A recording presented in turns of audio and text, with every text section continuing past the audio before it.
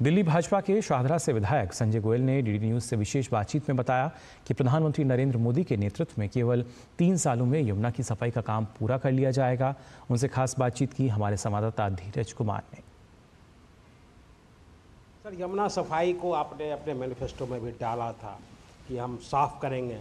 अब तो आपकी सरकार बन जाएगी, सत्ता में आप आ गए, क्या क्या रहेगा यमुना सफाई का?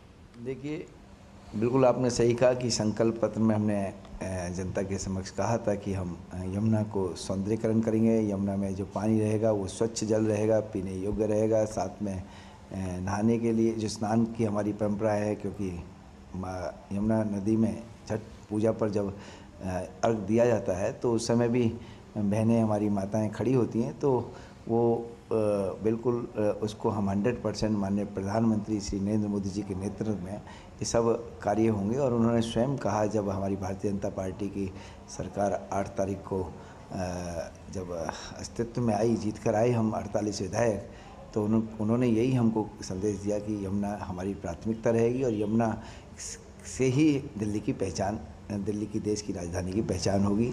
पिछली सरकारों ने नहीं इसकी सफाई की, इसके पीछे क्या कारण रहा? मंशा नहीं रही या बजट का इशू रहा या क्या रहा? ये देखिए, पिछली सरकारों की मंशा ही नहीं रही।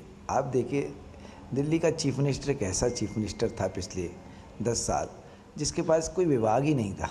एक विभाग था चुनाव लड़ने का, हर राज्य में चुनाव लड़ा जाए। और दिल्ली को उन्होंने कोई ना तो संकल्प लिया, मंशा तो बिल्कुल थी नहीं, सिर्फ घोटाला करना।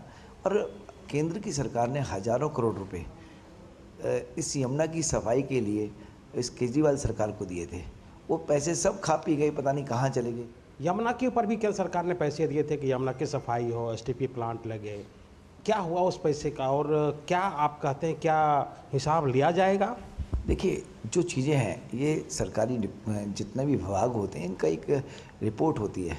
उस रिपोर्ट के अकॉर्डिंगली यदि जो उन्होंने करप्शन किया है तो उसको तो कोई भी है, उसको सज़ा तो मिलती है, हमेशा मिलती है।